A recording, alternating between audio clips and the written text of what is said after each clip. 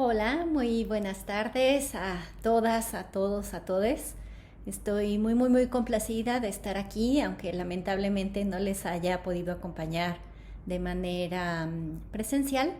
Es para mí un honor haber sido invitada y poder participar de este seminario tan interesante. Agradezco muchísimo a los cuerpos académicos de la Normal Superior, a la maestra Elizabeth Camargo por esta invitación y bueno, a mi compañera Alejandra que nos representa ahí de manera presencial. Vamos a iniciar con esta parte que les quiero. Bueno, primero que nada habría que establecer con claridad que la danza tiene un carácter sismográfico. El maestro Javier Contreras dice que hay procedimientos que son del tipo sismográfico, es decir, los que tienen que ver con todos los procesos del ser corporal, que abarca, por un lado, la parte cognitiva, que sí tiene un referente al lenguaje de manera muy directa, a la lógica racional, como también esta parte sismográfica que tiene que ver con la sensorialidad, que en la mayoría de los casos no tiene un referente verbal. Dice Javier Contreras que estos procesos sismográficos tienen su fundamento en la denominada puesta en sensación, es decir, lo que se teje en el afecto, en la piel, en la experiencia vivida, más a nivel de cualidades, de movimiento, de flujos de energía, del devenir del cuerpo, que en signos precisos con referentes específicos. De ahí también entonces es que su modo de comunicación sea más la empatía que la interpretación. Muchas veces cuando hacemos danza nos dicen, pero de qué se trata o qué significa? Y en realidad lo que sucede es que la danza tiene que ver mucho más con lo que se siente, con lo que se percibe a través del cuerpo, que con lo que podríamos explicar racionalmente, con lo que podríamos pretender racionalmente, ¿no? Y bueno, lo que importa es que al reconocer este carácter sismográfico o del ser sintiente o del ser vivido del cuerpo, habría que pensar como las categorías que utilizamos para pensar lo que produce la danza, el efecto que nos produce.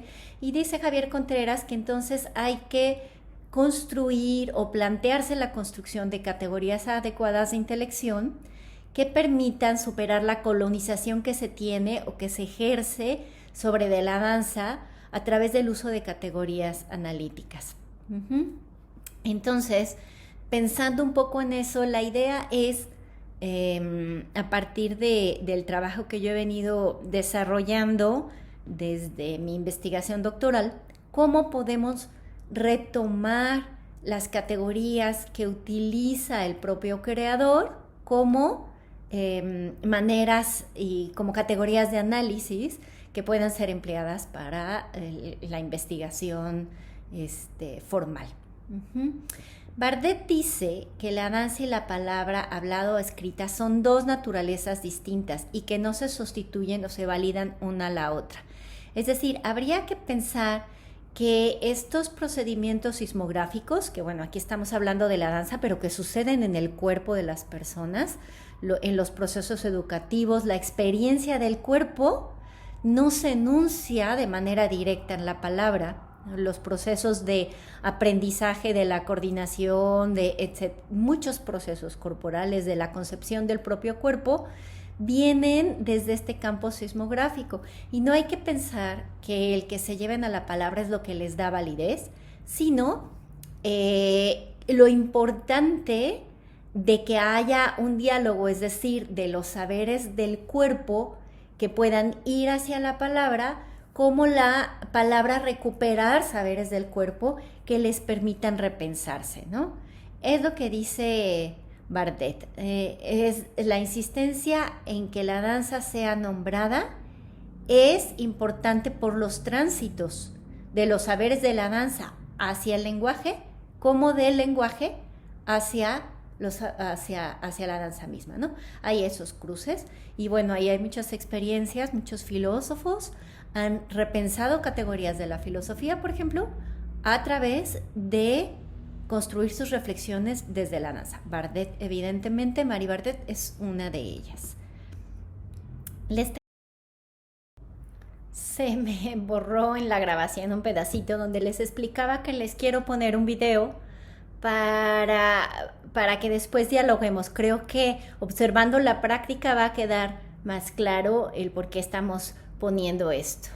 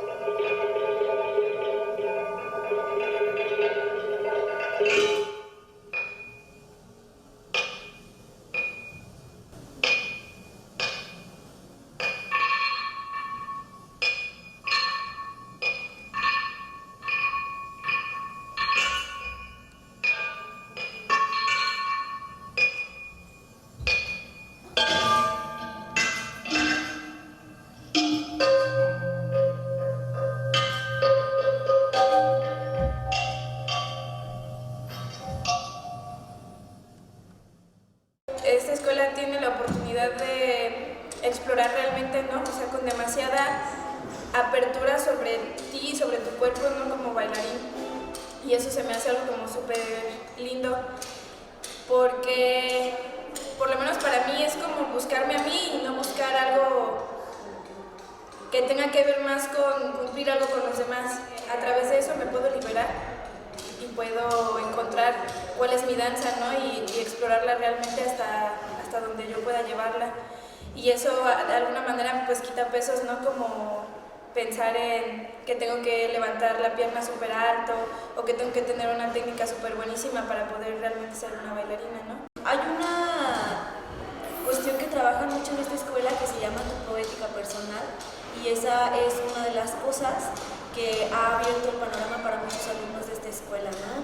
El hecho de que no solamente trabajemos un cuerpo, sino que también haya algo más allá de lo que se ve físicamente bailado, ¿no? O sea, cuando bailo sé que si salto me van a decir, ah, no manches, salta bien alto, entonces fue como de, ya no voy a saltar. O sea, en mi siguiente trabajo no va a haber saltos. Sé que sé girar y sé que van a esperar que gire, entonces digo, no voy a girar tampoco. No hay giros, se acabaron los giros. Y después fue lo de desplazamientos, ¿no? Porque el escenario es grande, dicen, aprovecha el escenario, tienes el espacio. Y dije, no, no va a haber espacio. O sea, todo se tiene que dar en un solo lugar.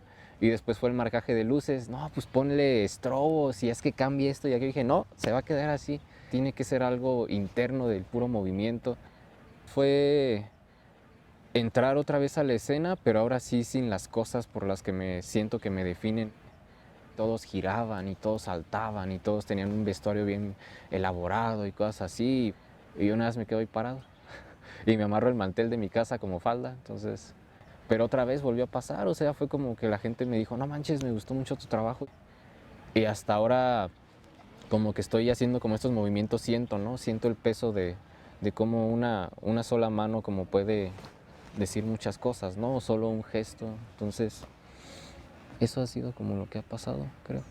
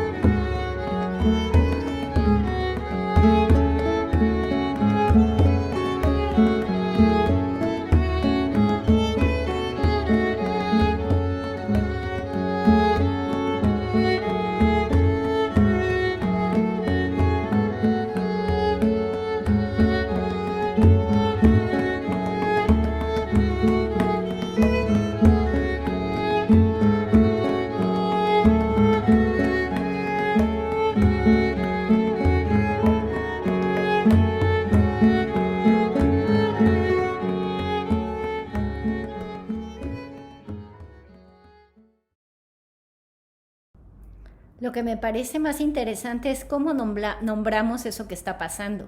Uno ve a la bailarina y hay un contacto de cuerpo a cuerpo. No puedo describir qué es lo que está sucediendo como de manera muy directa, sino que eso me impacta corporalmente.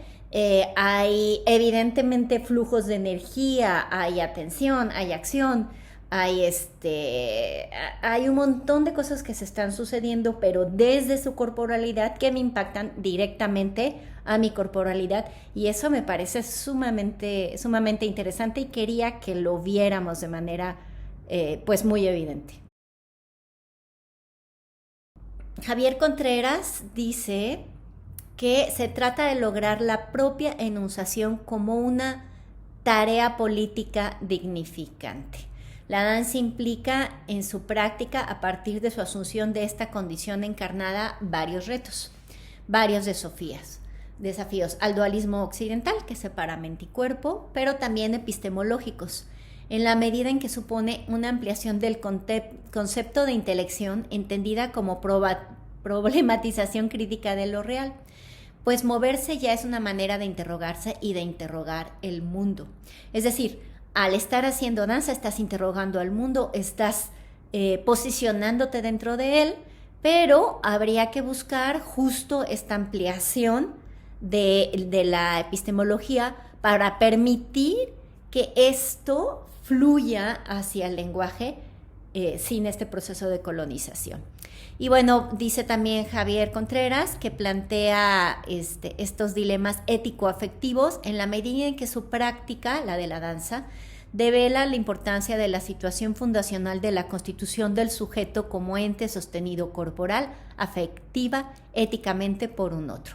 Es decir, que tiene implicaciones también éticas y afectivas porque impacta a la constitución de la persona en sí como de la sociedad a la que forma parte, su relación con la otredad.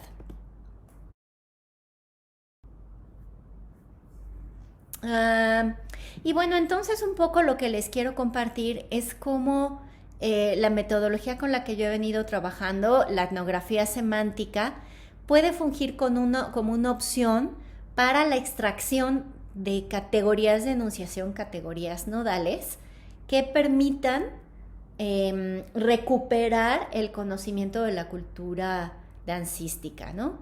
En este posicionamiento que viene desde el enfoque de Clifford Geertz, no se está planteando la ilusión de objetividad. Sabemos muy bien que eso no existe, pero aquí es muy claro, no hay una pretensión como tal de ser objetivo, de ser objetiva, sino que la persona que investiga tiene mucha claridad en que es un mediador en el proceso de descripción etnográfica, ya sea a partir de la elicitación, cuando se está entrevistando, cuando se está registrando los saberes de un informante, de una otra persona que te comparte sus competencias, o cuando estás haciendo un proceso de autoetnografía, cuando estás siendo tú quien investiga tu propia práctica.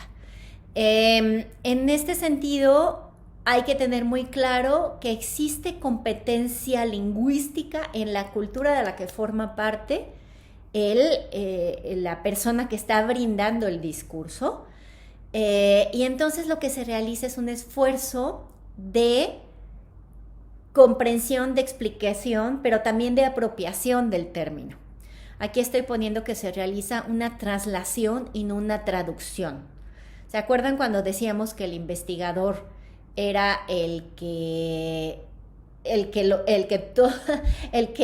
estaba encomendado de nombrar, era el que sabía, entonces traducía la competencia que el creador o que el bailarín no tenía la capacidad de hacerlo? Aquí es todo lo contrario. Quien sabe es la persona que pertenece a la cultura dancística, y lo que se hace es que se trasladan estos términos, se hace un proceso de comprensión, de apropiación y de explicación a través de la descripción. La descripción densa, dice Tamayo, en que, cito, las voces, los sentimientos, las acciones y los significados de las interacciones sociales son escuchadas.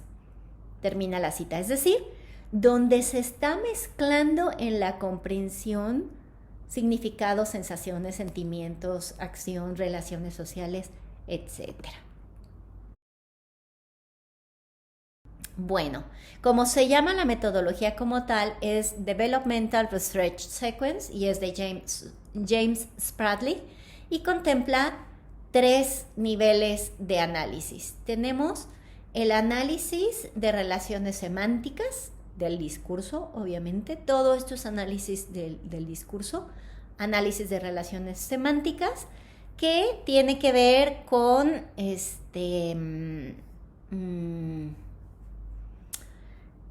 en buscar establecer los tipos entre diferentes términos en aras de su jerarquización y de su definición.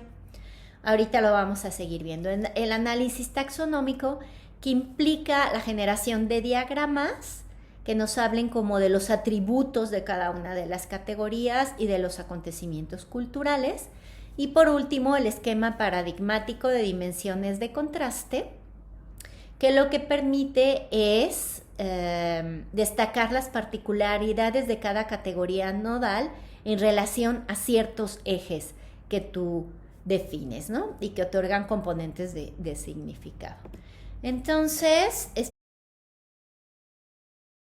voy a enseñar un poco cómo opera. Espero que vayan pensando en posibilidades de empleo de esta metodología si les resulta de interés. Aquí hay un fragmento de un discurso. Esta es una entrevista verbatim. Está transcrita tal cual se dieron las respuestas de la persona que está siendo entrevistada. Y como pueden ver, ahí están destacados primero, pues en amarillo, como todo el texto que la investigadora, en este caso lo hice yo, me parecía interesante, pero luego hay ciertas como palabras clave que están destacadas: imagen, memoria, estímulo, a través de mis sentidos, etc. Estos términos, lo que va a suceder es que se van a poner, tenemos el término X y el término Y se van a poner en relación, uno al lado del otro. Entonces, aquí tienes catálogos de relaciones. Puedes decir X es un tipo de Y. X es un atributo de. Es una causa o razón de. Es un paso para lograr. Es una manera de hacer. Puedes generar incluso más catálogos de relaciones. Y entonces, cuando lo aplicas, te queda de lo que sacaste del discurso, comienzas a establecer relaciones, ¿no? Habilidad es menor que integración como ser. Destreza es menor que integración como ser. Necesidad de expresarse es una causa o razón de bailar, etcétera, etcétera. Las vas poniendo. Y como se pueden dar cuenta, por ejemplo acá, ya te das cuenta que vuelve a aparecer improvisación, improvisación, improvisación, improvisación, improvisación. Es decir, acabamos de detectar una categoría, no para que la vuelvan a ver, esta improvisación que aparece y aparece y aparece y aparece. De pronto ella lo plantea como improvisación de creación, pero es improvisación. Y entonces te traes luego acá como categoría nodal en el centro la improvisación y afuera todas las otras relaciones, ¿no? Estar presente es parte de la improvisación, lo que está pasando es parte de la improvisación, estar claro de qué va es parte de la improvisación.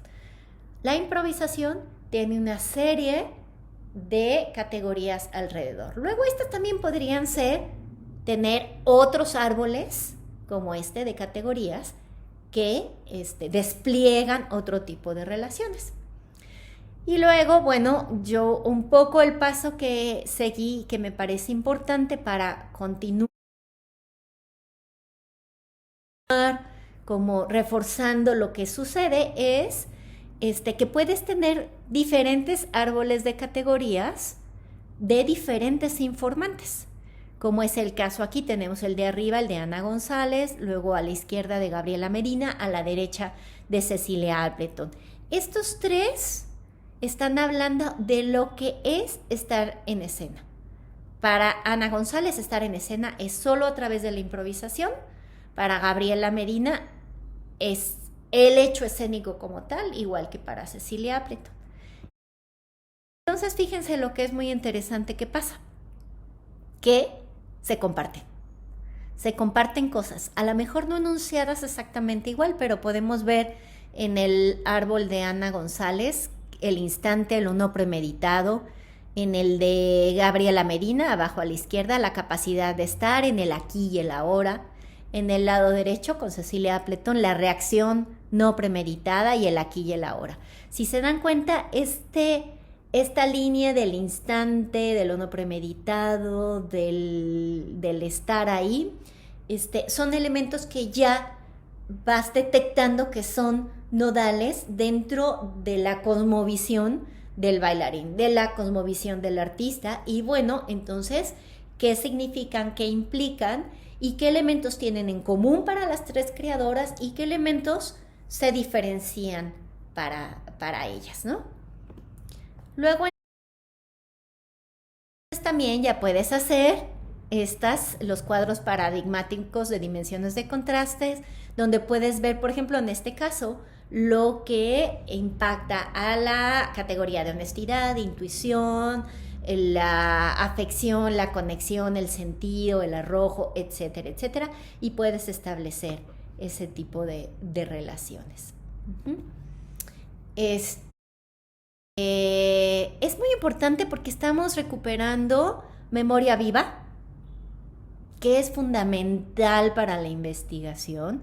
Estás trabajando con creadores en activo y te permite aproximarte a los saberes culturales que suceden en ese momento, en ese tiempo, y a una concepción y un análisis del mundo. No puedes hacerlo, claro, de entrevistas grabadas y reflexiones previas, pero cuando estás ahí entrevistando, estás recuperando memoria viva. Y bueno, aquí la otra parte que les prometimos que íbamos a hablar es el papel de la metáfora en la enunciación de la danza. Y esto es fundamental. ¿Por qué? Justo cuando hablábamos de qué es sismográfica y qué es no sé qué, nos damos cuenta de que las palabras existentes en nuestro vocabulario académico de repente no nos alcanzan. Y entonces los creadores han optado por utilizar expresiones metafóricas. Por ejemplo, aquí en este cuadrito que podemos ver en la primera línea, están hablando sobre el proceso y sus fuentes motivacionales. Hablan de vivencias, hablan de experiencias, hablan de memorias, ¿no? En la segunda línea, el estar aquí, el estar adentro, el mundo propio, el adentro, ¿sí? Y luego la conexión, conectar con algo, etc. Y hay una palabra ahí en medio, hasta abajo, que dice Cecilia Appleton, es como escarbarme.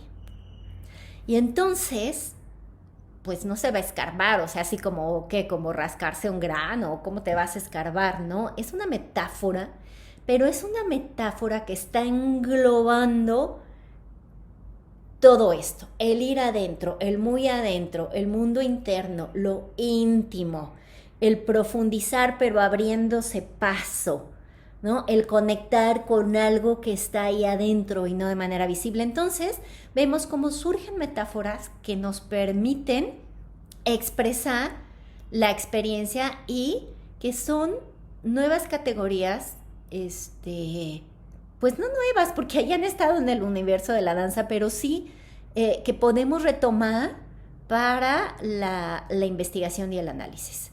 Y es muy importante porque entonces no estamos imponiendo cosas, estamos recuperando desde la experiencia vivida, desde la experiencia de cuerpo. Y al cuerpo, cuando uno dice escarbarse, inmediatamente impacta en el cuerpo, no es algo como externo, como de fuera.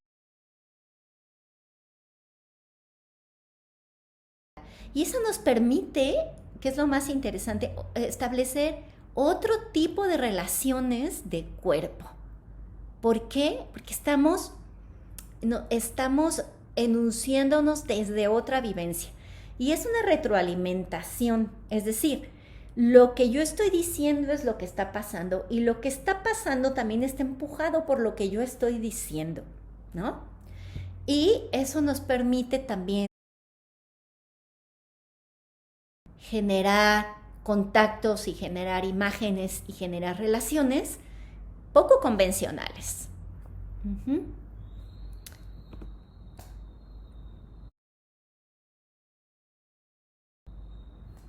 Ahí me voy a apurar porque si no voy a acabar. A dejarle bastante tiempo a Alejandra.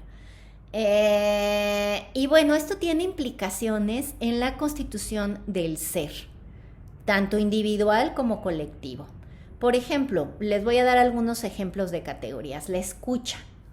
Escucha con todo el cuerpo. No estamos hablando de oír. En la danza tú dices, activa la escucha. Escucha. No estamos hablando del sentido del oído. Estamos hablando de la apertura del cuerpo a recibir estímulos, a percibir estímulos interiores y a generar desde ahí.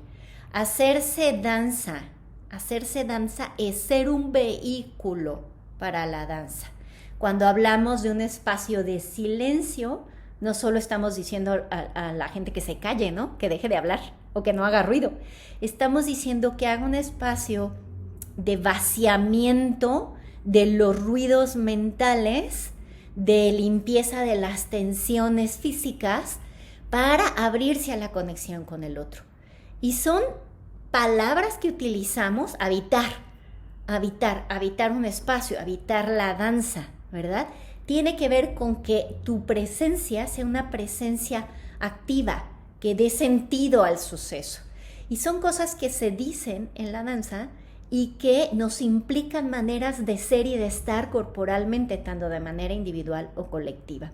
Y les puse por aquí el término de matriz, porque también al hablar y al abrir espacio al diálogo con los creadores, surgen y se descubren categorías. Les voy a pasar un mini videíto de Gabriela Medina donde habla de esto.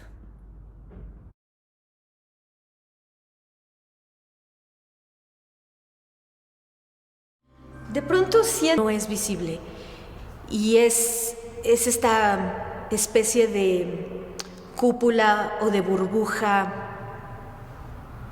Quizás es un caparazón, quizás es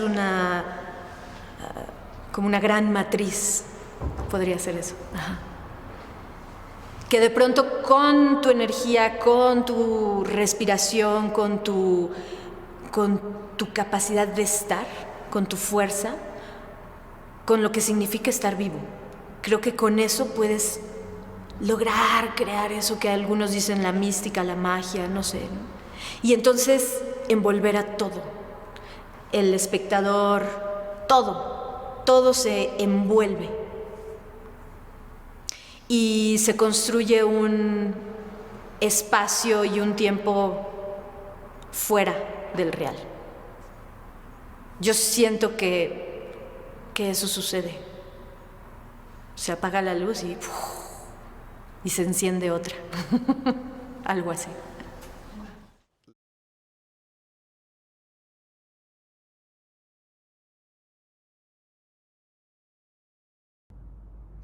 Es muy interesante cómo Gabriela Medina va describiendo la situación y está tratando de buscar un término que funcione. Es como una burbuja, es como una caparazón y de repente dice, es una matriz. O sea, encuentra una palabra que le funciona y lo que es más interesante es que en otra entrevista con otra de las creadoras, Ana González, ella también habla de esta burbuja que envuelve el acto escénico.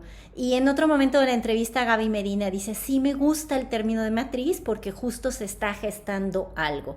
Entonces aparecen nuevas metáforas que nos ayudan a enunciar las circunstancias, las situaciones.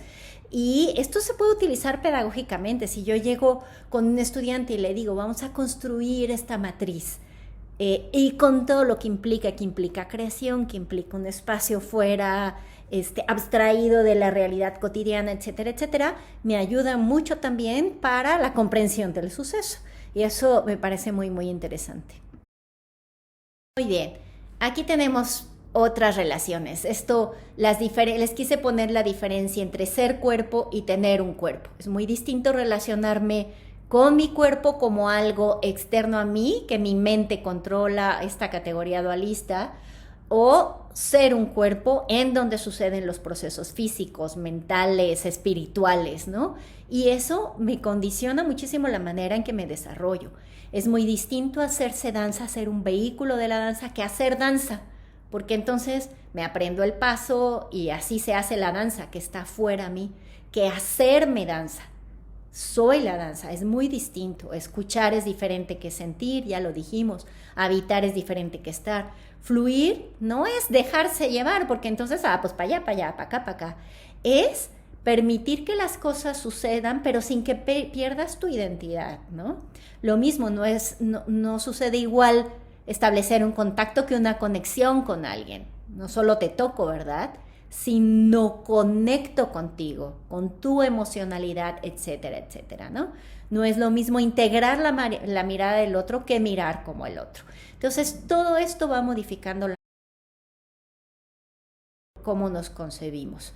Como cuerpos independientes, o miren esta maravilla, como una amalgama de relaciones. ¿Qué nos los permite? Pues todo es trabajo corporal, pero también esta concepción del cuerpo que soy, que está bien ser tocado, que me puedo relajar en contacto con otras personas. Y agradezco muchísimo su paciencia y su participación. Si quieren dejarme preguntas, yo con muchísimo gusto se las puedo contestar a posteriori. Pues yo en esta segunda parte les voy a hablar sobre el giro corporal que se ha dado no solamente en la danza, sino también en otras áreas del conocimiento y que está relacionado con algo que ha sido muy importante para las artes, que es el fin de la teoría de la representación, pero que también cambia la manera en la que nos relacionamos con el mundo más allá de las artes. Eh, Desde inicios del siglo XX se han replanteado muchas de las nociones que se utilizan para hablar y para crear el arte.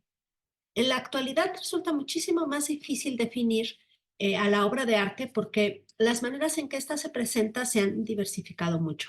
En la danza, por ejemplo, podemos encontrar una cantidad enorme de lenguajes danzarios y de corporalidades muy distintas entre ellas, y esto provoca que ya no podemos decir de manera general cuáles son las características de los y de las bailarinas sin ser excluyentes en nuestra definición.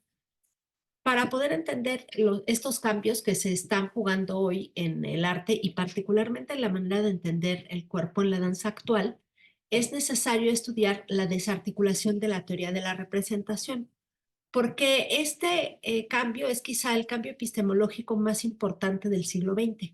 La desarticulación de la teoría de la representación no solamente puso en cuestionamiento la visión positivista de la ciencia, que pretendía realizar la investigación desde una supuesta objetividad pura, sino que también permitió entender que el proceso de creación artística es atravesado por la persona que crea la obra. Para explicarlo en términos sencillos, pensemos que un pintor del siglo XIX, al pararse delante de un volcán con su cabollete, suponía que lo que él pintaba era el volcán. Es decir, que partía de la idea de que estaba representando, con lo cual la pintura se convertía en una sustitución de ese volcán real. Esto era así cuando el arte se entendía como una representación de la realidad, pero ya con la ruptura de la teoría de la representación, un pintor, pararse con su caballete delante del volcán, pensará que lo que pinta no es el volcán, sino su propia mirada del volcán. Es decir, que no va a estar representando, sino que va a estar presentando su propia mirada del volcán. Este cambio en la manera de entender el proceso de creación artística tiene como consecuencia que el cuerpo mismo y la propia experiencia del artista pasaron a ser parte de la obra de arte. Esto nos permite entender por qué los artistas visuales con frecuencia, en vez de poner el lienzo, ponían su cuerpo, se ponían a sí mismos o a sí mismas como obra. Esto es lo que se conoce como el giro corporal en la creación artística, que dio lugar a la creación del performance, que es una nueva forma de arte que involucra la creación directa del artista que interviene en la realidad en acciones desde el arte que con frecuencia cuestionan a la sociedad, pero en primer lugar cuestionan al arte mismo. El giro corporal se dio en las artes, pero no solamente se dio en las artes, sino que ha tenido un impacto en otras áreas del conocimiento. En las ciencias duras, por ejemplo, se ha tomado conciencia de cómo la metodología que se utiliza para medir y probar un fenómeno específico determina el resultado de la investigación, con lo que se relativizaron las afirmaciones de la ciencia. Los resultados de la investigación ya no se anuncian como verdades incuestionables, sino como hallazgos verificables en un contexto determinado y con una metodología o instrumentos de observación específicos. Se podría decir que el cuerpo, desde el que percibimos el mundo y creamos la obra artística, determina las características de la obra. De igual modo, podemos decir que desde la manera de entender el conocimiento y las metodologías e instrumentos de observación y medición que tengamos, van a determinar las afirmaciones de la ciencia. Es por esto que el giro corporal se ha vuelto fundamental en la actualidad para entender la construcción del conocimiento. El giro corporal nos permite entender que nuestra relación con la realidad siempre está mediada por nuestro cuerpo y nuestra percepción, que como sabemos es particular.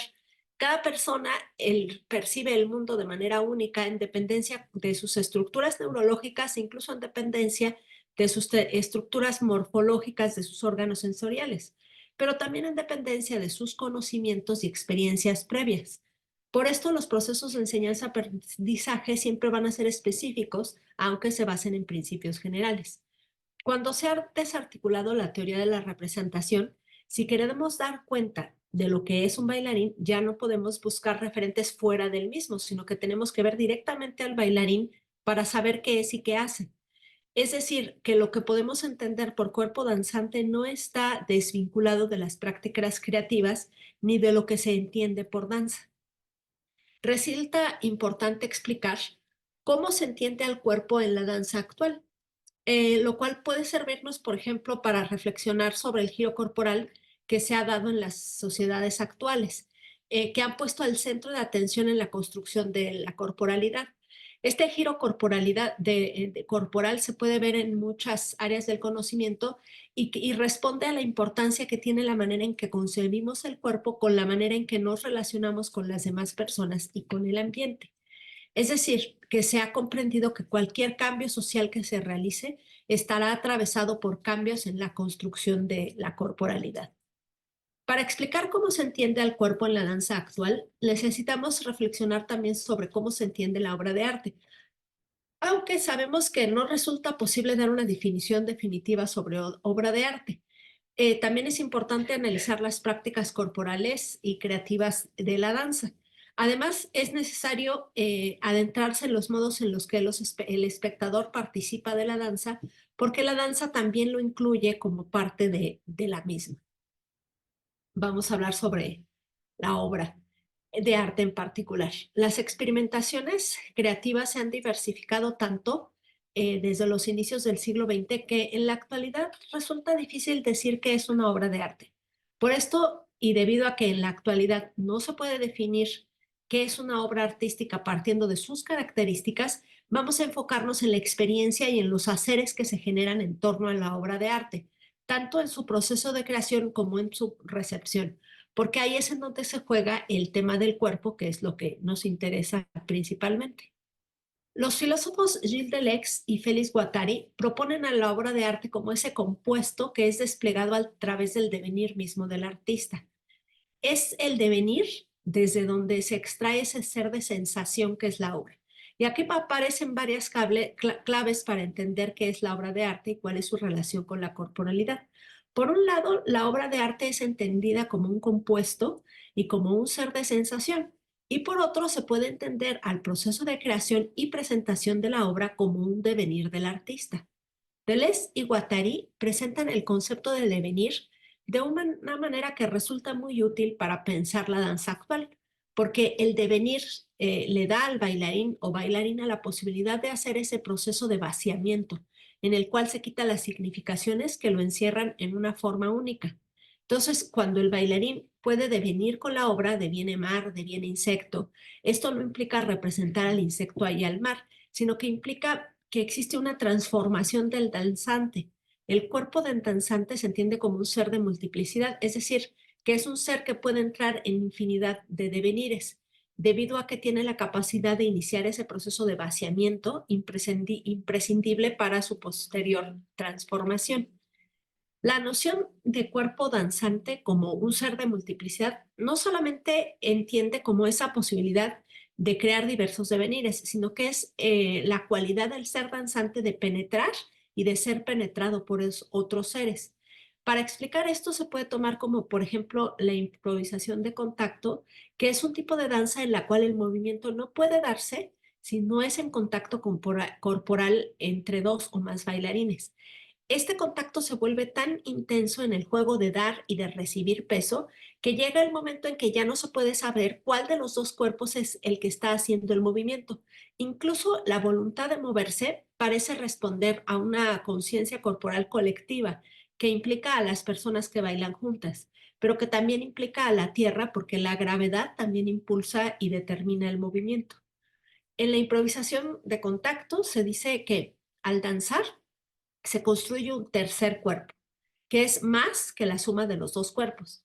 Este tercer cuerpo es un devenir otro que no implica la desaparición de ninguno de los dos bailarines, ni la sustitución del uno por el otro, porque el devenir no es representación. Existe, en este caso, una relación entre el cuerpo y el devenir, porque se deviene desde el cuerpo. Esta característica del devenir es lo que hace que cuando la obra se presenta, el espectador acaba siendo arrastrado al devenir de quien baila. Esto no ocurre solamente en las artes escénicas, también el artista visual o el escritor deviene, y esto es lo que le da la posibilidad de crear. Cuando se lee una obra literaria, observa una obra visual, el espectador también deviene con la obra. La diferencia con este tipo de artes y las artes escénicas es que en estas últimas el devenir del artista y el del espectador ocurren al mismo tiempo, lo cual implica doblemente al cuerpo.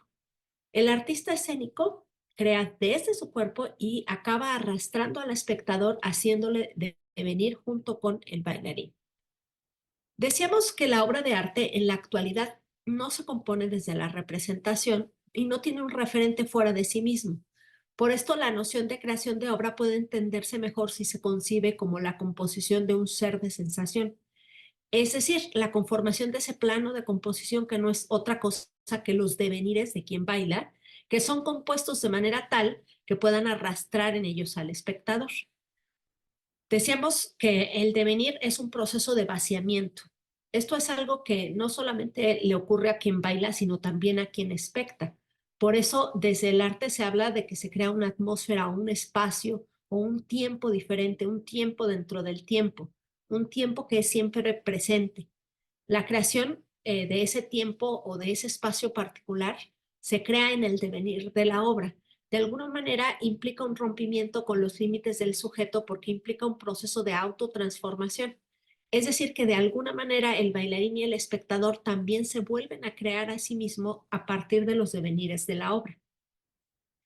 En el proceso de creación de la danza actual, cada persona danzante compone sus propios devenires en términos escénicos, es decir, que dentro de esa atmósfera que se crea en el proceso de creación, cada quien elige cómo reaccionar a los estímulos que recibe y así comienza a construir ese compuesto que es la obra.